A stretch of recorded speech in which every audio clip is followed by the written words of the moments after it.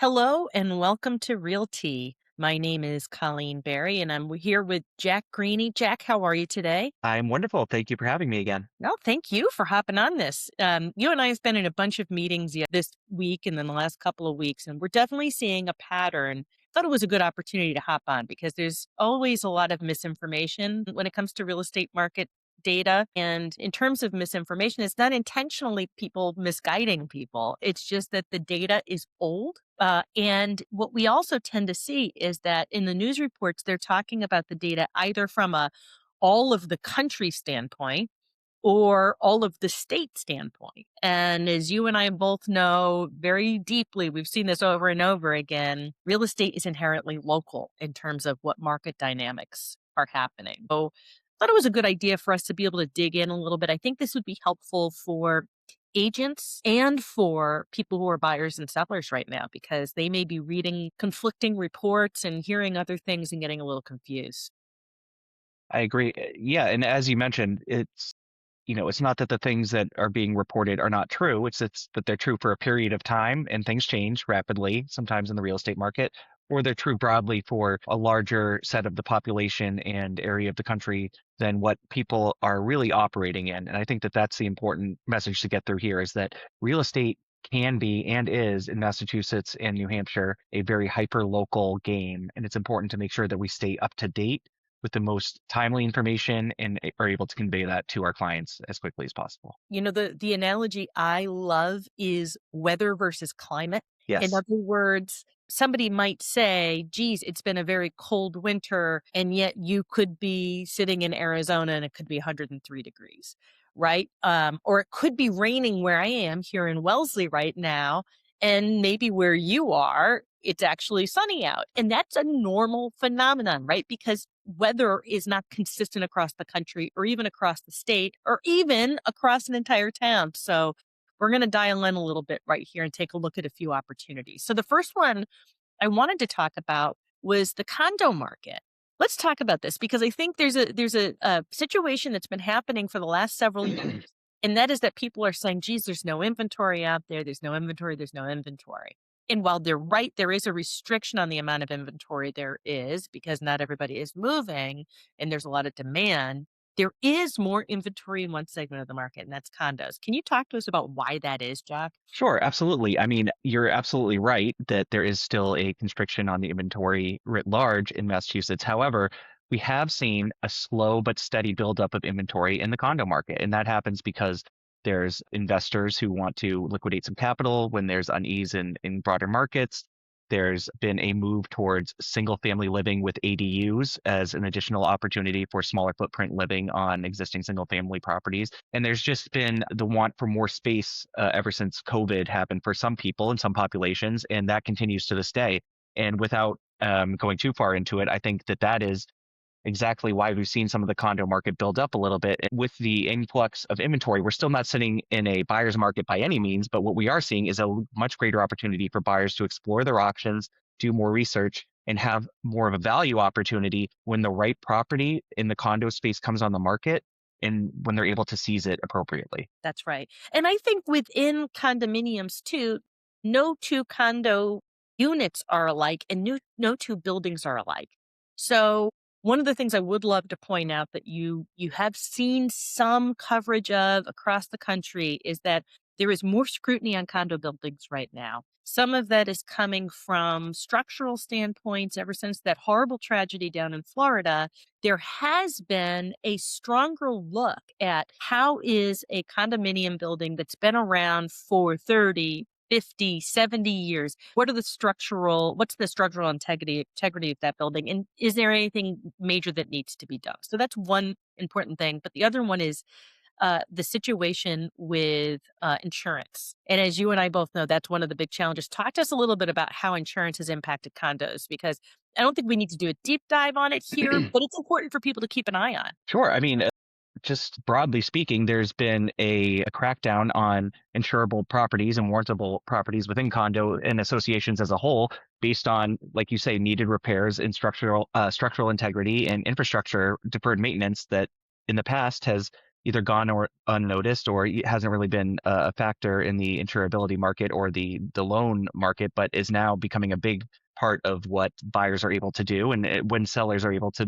absolutely sell their condos and find a willing, able buyer to move forward on them. It's become a bigger issue and something that we're looking to educate our buyers and our buyer agents on, as well as our sellers and our seller agents, because I think that this is not being talked about enough. And I think that it has already led to some headaches for both buyers and sellers. And it's something that we need to be aware of moving forward. And Some more than 9 associations, times out of 10, there's actually a simple solution. I know 100%. that one of our agents in Arlington recently helped their client through a very challenging situation. She was representing the seller. The property had gone through a while ago a deep dive in terms of the structure. They made some improvements, but unfortunately, the revamped or an updated structural review was never filed. Something as simple as paperwork was preventing that property from becoming a warrantable condo, meaning you couldn't get just a standard loan for it. So she was able to get that remedy, but it took a huge amount of effort on her part. And, I think by the time that project was over, poor Carol had probably done, well over 100 hours of additional effort just to make sure that her client was able to get what they needed to get done. So And that's the hard part is a lot of the associations and the owners therein who have either lived there for a very long time or are out of state owners may not know that any of this is going on. And so it's the more that our agents are able to advise their clients ahead of time of these changes and the issues that may be there and do their due diligence ahead of time, the fewer headaches we're going to have and the smoother everything's going to go for everyone. And so back to the original point, which is there is a great opportunity in condos.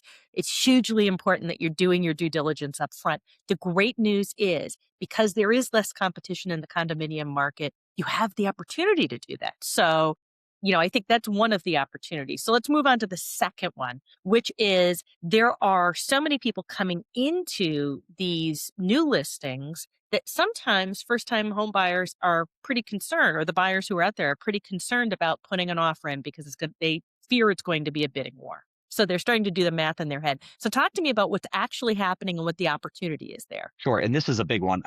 It's understandable, right? A buyer goes to an open house, whether it's their first one or their 10th one, and they see 20, 30 other groups go through a 2 hour open house and they think, well, I don't have a chance here.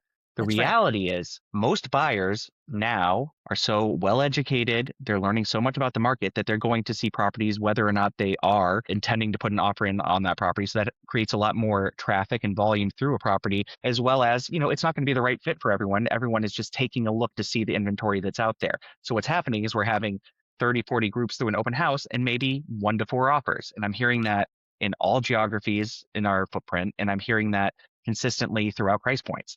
So we're having higher traffic than usual at open houses because buyers have swallowed the pill of the interest rates and where they've been for a while, and they know what their monthly payment's going to be. So they are active and out looking at properties on weekends. However, the rate of offers coming through is not as high as buyers would think. So I actually think you have a better chance of getting an offer accepted the first weekend than being like, 50% of the buyers out there who are saying, well, let's just wait a week or two and see if they get any offers and then we'll pounce on it. Because what we're seeing is after a week or two, several of those buyers come back week after week and they say, okay, now's our chance. And then they're competing against the people who really want the property and are putting in stronger offers at that point. That's right. It is such an interesting thing because what it is it's not a study in market dynamics so much as it's a study in human behavior. Is that when you've got a lot of people who are interested in something, there becomes this group math, a collective math that's happening where somebody's saying, well, it says it's on for 800,000 or $1 million, but the reality is take that plus 10%, plus 20%. And that's not something we're willing to do. When the reality is because everybody's thinking that, you can go in maybe at ask or just above ask or something like that. And now you've got a good situation. Yeah, and just to tie back into our first point about the condo market, I think that this is one of those rare opportunities where coming in at ask on a, well-priced, maybe little high-priced condo or even slightly below and having some room to negotiate might be an option for some buyers depending on the situation. Obviously, that's not the case in all buildings, all neighborhoods, all geographies, but there's some optimism in that space, I think, as well. I love that. So put that first weekend offer in if you like the house. So that's, I suppose, that. And, think about it this way, set your expectations accordingly. Maybe there will be a multiple bid situation, but let's use this as an exercise to get this offer in. So that's the second point. The third one, which is pretty interesting as an opportunity, is that some buyers are playing the wrong market. They're waiting for the interest rates to come down, thinking, well, geez, the prices haven't gone up a lot, but the interest rates are higher and that's hurting my affordability. So why don't I just wait for those interest rates to come down? What is the flaw in that thinking, Jack? Flaw is that we have a constrained land mass here in Massachusetts for properties to be built. Like we've been here for hundreds of years as a country now in building the infrastructure that we have. And there's just not that much more building that's going on right now locally. I mean, nationally, the numbers are down. Oh, Colleen, you shared some numbers with me, but locally, there's just not the housing starts that we've seen historically, and that's due to things like labor costs, product costs. Just there's too much, quite frankly, fear in the builder market right now to see that kind of home building surge that I think a lot of these buyers are looking for that would increase the inventory enough to open up more opportunities for either price drops or for, if they're waiting for the interest rates to come down. There's too much macroeconomic and global geopolitical stuff going on right now for that to happen. It's just not with the inflation data that we have and everything that's happening globally right now. I just don't see a drop to those low COVID rates that we may never see again in our lifetime. that's right. I think you're right about that. I think, the reality is that the interest rates coming down to those threes that we were seeing before, likely not to happen again in the next 5, 10, 20 years. You don't want to wait that long because the reality is that the bulk of the common person's way to gain wealth, like what happened in my family, came through purchasing property, right? So you don't want to stop that from happening. But I do think that there's a second piece here too, which is this almost goes back to what we were talking about a moment ago with the psychology, right? The consumer behavior challenge that you can take advantage of group behavior. In the similar way, once those mortgage rates come down, everybody rushes into the market. Well, when they rush into the market, prices come up. So, the reality is taking action now while you've got a lot of other people who are sitting on the sidelines saying, well, once it hits into the fives, then we're going to make a change. That's when we're going to take action. Well, a lot of other people are thinking the same thing. So acting in the moment before everybody else takes that stance or takes that action allows you to take advantage of less competition in the marketplace. Prices will keep down lower. Now, if those interest rates come down, you can refinance. And that's when That's everybody exactly else right. is jumping into the market and fighting over those same properties. Yeah, and it's really exactly what you said. It's about making the decision that this is something that works for your situation in your life at this time. As long as the numbers make sense, we're not telling anyone to overextend themselves by any means, but if there is an opportunity, waiting for a better deal is really what everyone else is doing right now.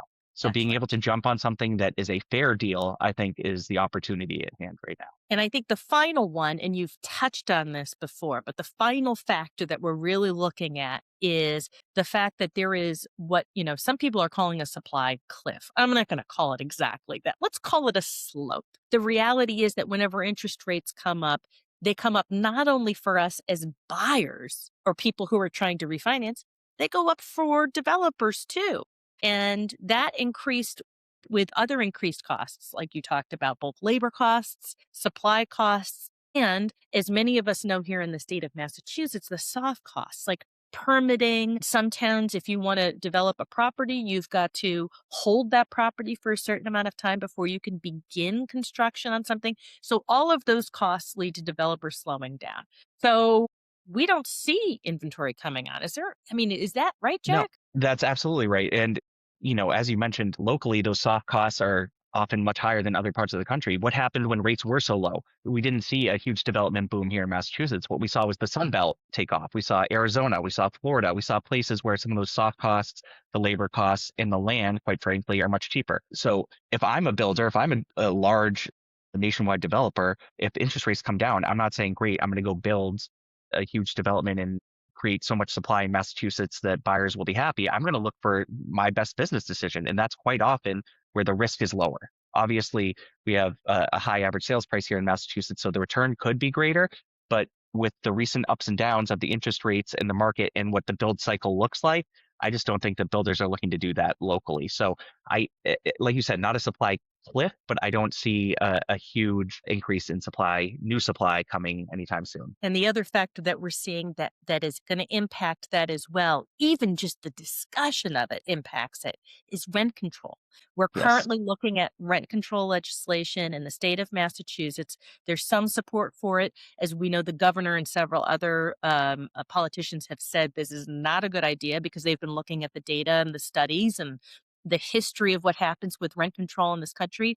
Something that the label sounds so positive and is so well intentioned, we know in the implementation of it actually restricts inventory. And part of how it does that is that developers sort of hesitate. They say, you know what, if we're going to build, we're not going to build where there's going to be restrictive legislation that could cause a problem with us in terms of profitability or in terms of sustainability. So we'll look elsewhere. So we're certainly seeing that. Yeah, we're absolutely seeing that. And when you're looking at some of these nationwide builders that have brought, apartment communities, rental communities, especially those that offer 40B reduced cost housing to those communities, I don't know if they're going to be able to make the numbers work in order to provide those premises for our communities moving forward. Places like Avalon Bay and those, if we have rent control, I don't know if they're going to be able to have the units that are not subsidized work in their favor in order to be able to build in our communities anymore. Yeah, important point.